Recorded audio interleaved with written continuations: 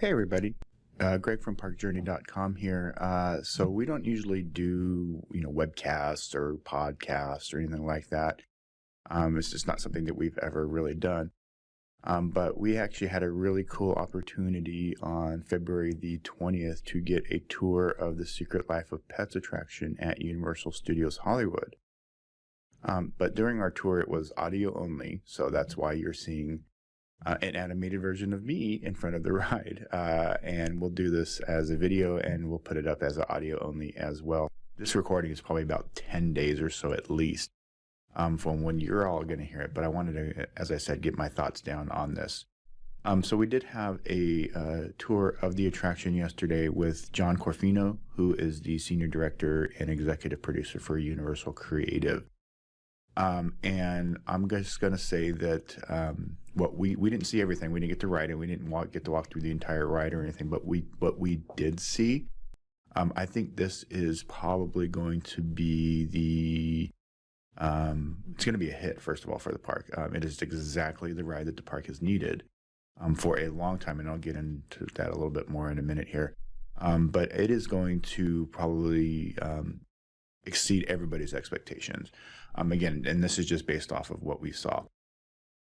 As they mentioned in the press release yesterday, they are doing the virtual queue like they do on Jimmy Fallon, which is really awesome. That's the first time they've done it out here on the West Coast, so it'll be interesting to see how that works. The ride does officially open on March 27th, and they did mention that there will be some soft openings and things like that before that. I think what probably caught everybody's eye yesterday was what were told during our tour was that they have 64 animatronics throughout the attraction, which is easily the most amount of animatronics for any attraction at Universal Studios Hollywood. Not even close. The big gripe of Universal is they use screens and this and that. It's going to be pretty minimal as far as that's concerned, and I'll get into that a little bit more as we do our attraction walkthrough. I'm hoping that by the time we actually do this, there'll be some pictures and stuff that I'll be able to show during the video here. I'm not going to obviously finish it today, but I just wanted to get the audio down as I mentioned. So the voice cast does return from the movies.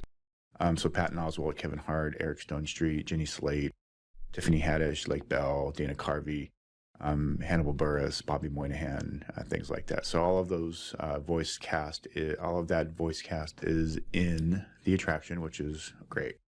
So our tour actually started off with a little bit of the overview of the ride from outside. So I'm going to go ahead and play that here.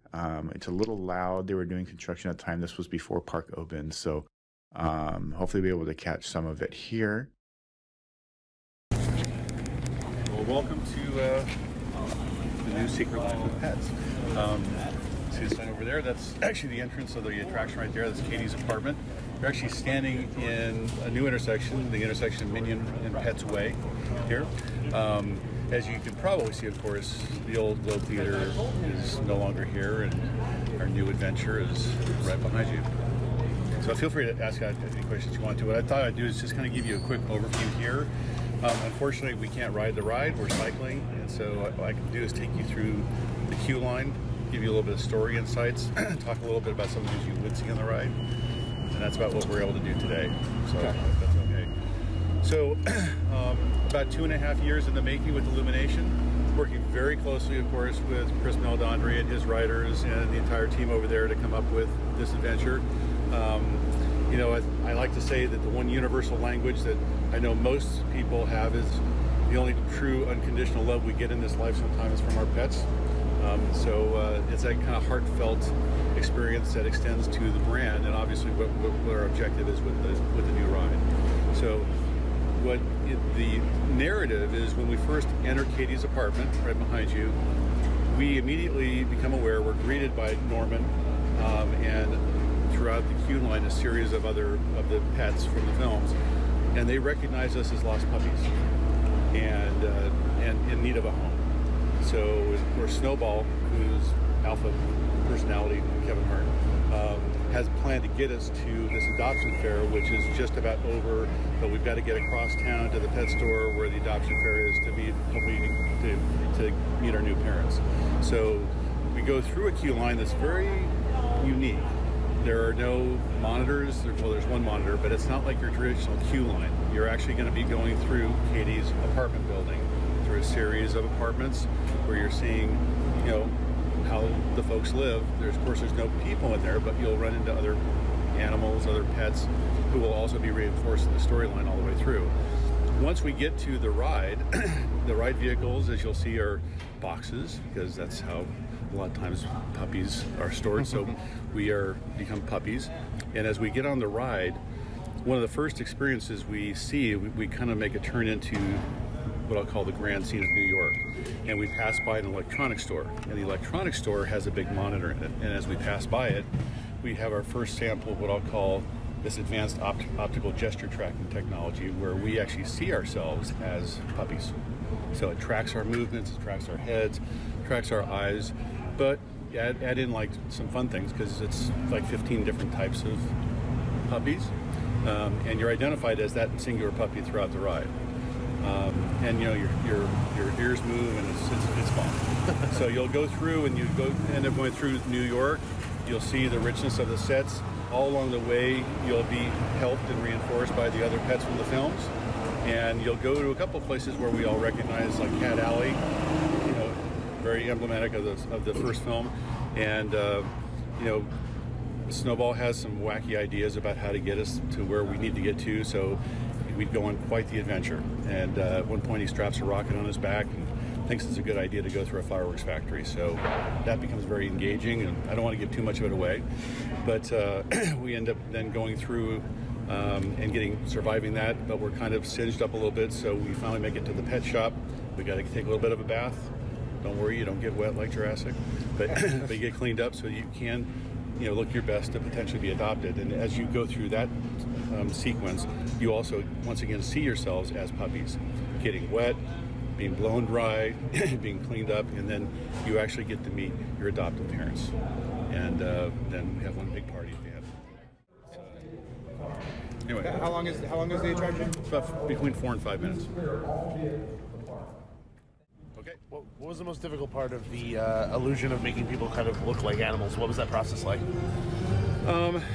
It was actually it was challenging, but it was a lot of fun. It's a technology that our advanced technologies group worked on very closely, and we did a lot of R&D on it to make sure that it worked. Because you think about it, you can either be too literal, where you're doing this and it's going to track you precisely, but it won't make your ears move. It won't have the character. It's so important to kind of have all that be very seamless, where you see yourself, and you need to be as lovable as an Illuminations pet, right? Or a puppy dog. So, facial expressions, we needed to pre-render those, but it still follows your facial expression.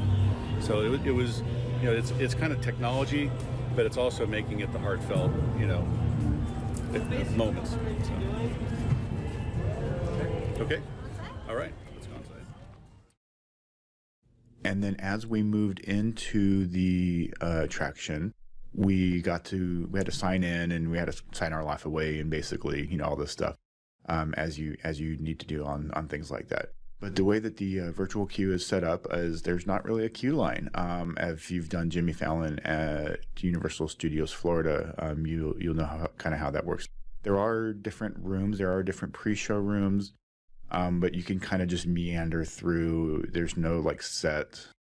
You have to wait and stop and go and stop and go. You can just go straight through the queue, or you can kind of meander around. So we did get to see a lot of the queue. So it kind of starts off with you're in a New York apartment, and you see that there's a little pre-show with a couple of the pets, doing some, as a video and things like that. There's also some really cool little peek-ins, so you can lift up the mail slots, and you can kind of see what your pets are doing, when you're not at home, which is kind of the entire concept of The Secret Life of Pets. And as you kind of walk through, there is some different scenes. There's a kitchen with the rabbit that Kevin Hart plays. There's an animatronic. We saw the animatronic, but we did not get to see it in motion. They were still programming it at the time. which is probably why there was no pictures allowed or video allowed during our tour. But they were in there programming it. There's a couple of different animatronics in the queue as well, in the kitchen, like the dachshund and things like that. We'll walk in, you can see Norman's here. He's going to greet us. This is an out-of-order elevator, and he'll say, "Oh, you look like you're lost, guys. Why don't you go check out and see our friends? Maybe they can help you out." So we'll walk in here. Do not learn my name. We will And not. while the furniture looks good, She's kidding. No. do not try to jump on Chloe, we can't just ignore them. They probably. Oh, a fly. That's got my focus. Hey, fly, do you need any help? Hey, little dude, I'm here for you. Where are you going? Come back. So we'll see these kind of little Well, it vignettes looks like throughout. that's your cue to leave. Anyway, I'd say it's been great, but you know, who are we kidding?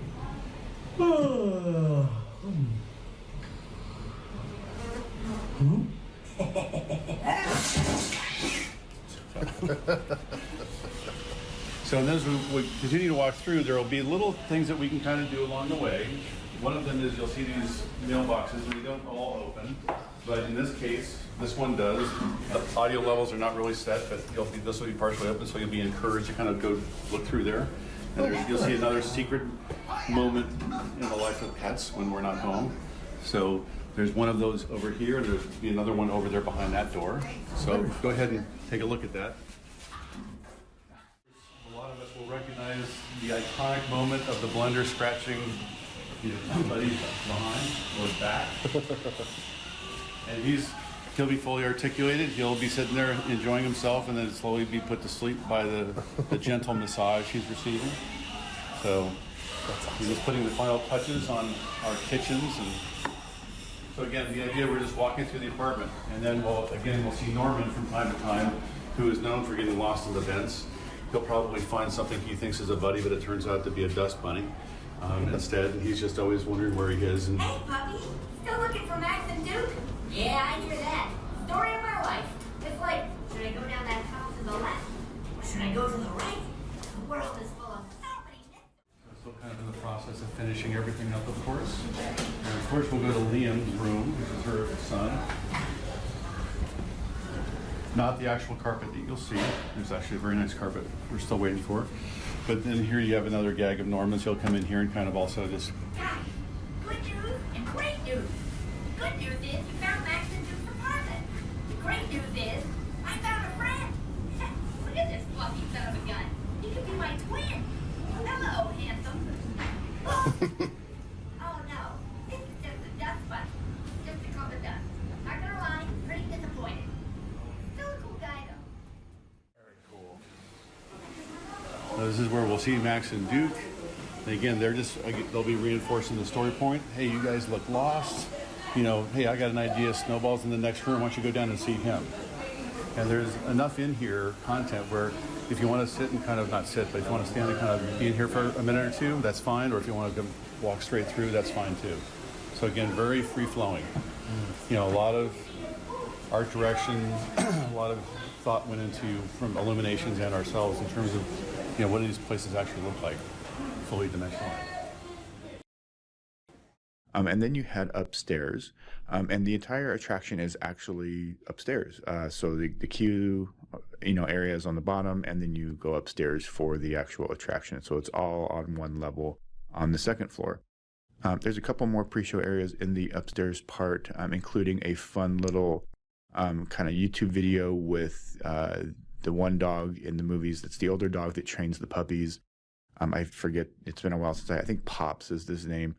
He has the little walker and things like that, but he was kind of training some puppies and doing some things with the puppies and things like that. So I don't know if that's going to be a different video, rotating thing, but it was really cute. Actually, we all got a big chuckle out of it.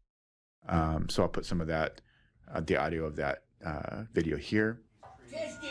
Testing, is this on? There we go.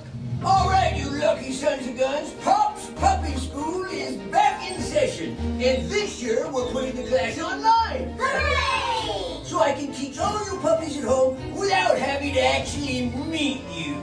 Class, line up. Pickles. And now our daily pledge. I promise to listen to Pops and learn how to be adorable, quiet, and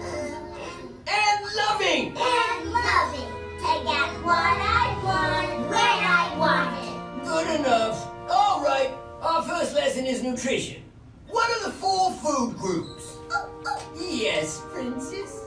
Dry food, wet food, people food, and treats. Correctoroonie. What about sweaty socks? That's dessert. Now pay attention, you rookies. Today, I'm going to tell you about, Myron, drum roll, the treat spot. What's the treat spot, Mr. Pops? Let's say your owner throws a stick. You want that treat, so you go fetch that stick. But you only bring it back about halfway. Why? Because the longer you train, the more treats you get. Welcome to the treat spot. Do I get a treat? No! Now it's time to discuss a very serious topic.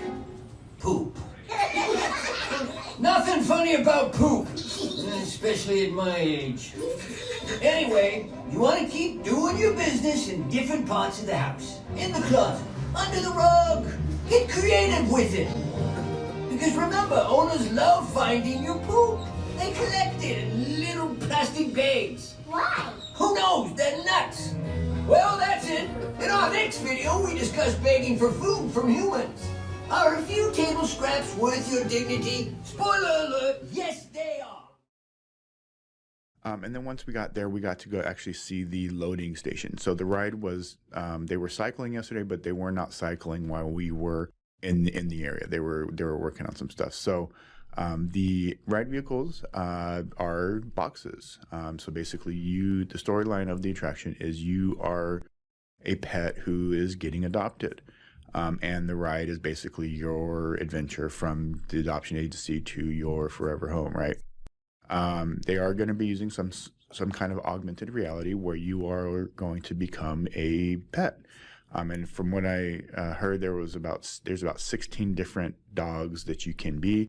I don't know why it's just dogs. I was like, well, they could have had cats too, but semantics, right? And obviously fitting with the storyline of the movie. So basically, you're going through the different things.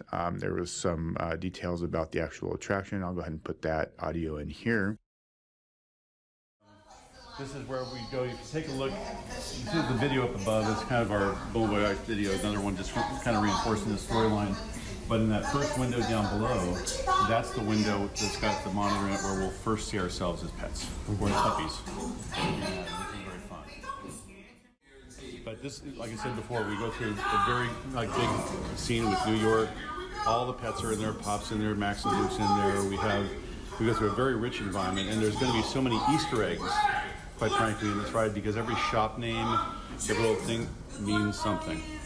So I don't want to really go into it just yet, but suffice it to say, we work very closely with Illuminations. There's a lot of just kind of nods to various people and individuals that, either historically or whatever else. So it's a lot of fun. Tell me a little bit about the ride vehicles here. Obviously, it looks like 2 people. Yes. Is there anything interesting? Is this all on one level? Yes. It seems like they rotate. Yes. Okay. Yeah, the whole ride is on one level. They do rotate, and that's why one of the things we really wanted to do, and we played around a lot with different designs. And we have onboard audio, we have scene audio. We want it to be very immersive. Even though we're directing you, we wanted to have it feel very open because you're going to be in a lot of great environments. So, yeah, you come through and you kind of rotate, but it's not designed to spin you for the sake of disorienting you or anything. It's very focused, and it's such a rich series of environments. We have 64 characters, so there's a lot of animated characters out there. And we do have some surprises in terms of some media effects, and but they're also married with physical effects. What's the height restriction? I believe it's 36 inches. Oh, okay. So it's age is very broad. Yeah. You'll see bits and pieces. Like I said, there's a lot of little hidden things here. So there's a lot to see. I mean, when you go through New York, you'll want to go through New York a couple times because you just won't see it. There's forced perspective, big skyline, but there's a lot of characters, a lot of storefronts.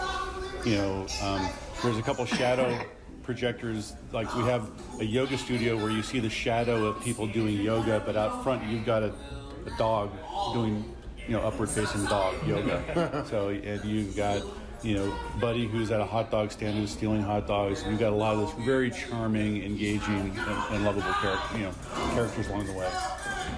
Where does this take place in the storyline as far as the films are concerned? As we usually try to do, it's not linked to a time as so much as it's an offshoot. It's its own place. But there are characters here from the latter films, so it kind of incorporates those characters as well, but it's not necessarily before or after. Obviously, Katie has Liam, so she's married, has a child, so it's kind of in that same period. All the voice actors from the movies? Yes, which was almost, that's like the funnest part, right? Because you get to have Kevin Hart come in and, you write a script, and we worked very closely with Illuminations, which was great. And Kevin does the script, and then he just starts ripping stuff, and sometimes you get just this amazing gold nugget of stuff. And so it was great working with the whole cast. That's that older dog in that video is being a card. Yes, it is. He was great too. So yeah. So no, they were all fantastic. Super great to work with.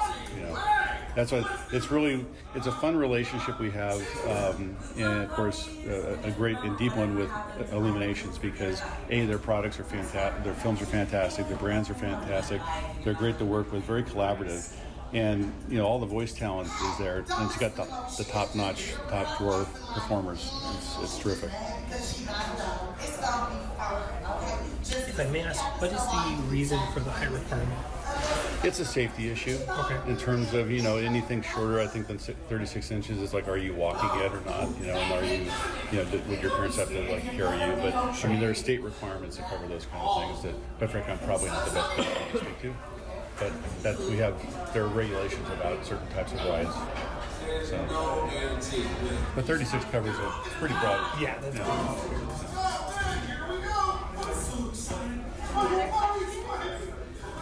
Anything else? Speak about this. Obviously, this is the first dark ride of this kind that Universal has done for a while, and this park specifically. Can you just talk about the strategy of why mixing up the type of ride is important? Well, the company took a look at, you take a look at where we are right now, and kind of the marketplace, and you have this great, very broad IP, which is really the sweet spot of Illumination, where it's family. It's not necessarily little kids, but it's family. So it made a perfect complement to the area that we're in right now. It made all the sense in the world to put it next to Despicable Me and have this become kind of an Illuminations land or Illuminations neighborhood. And it was, again, you take a look at the toolbox of what you want to do and how you want to execute the immersion level. And taking a look at this, again, since you wanted to be close to characters, the best way to make you feel that is, in this case, not through media. In this case, it was by taking you through the actual places that you'd recognize from the film, immerse you in those ways that you couldn't do with a traditional media-based experience.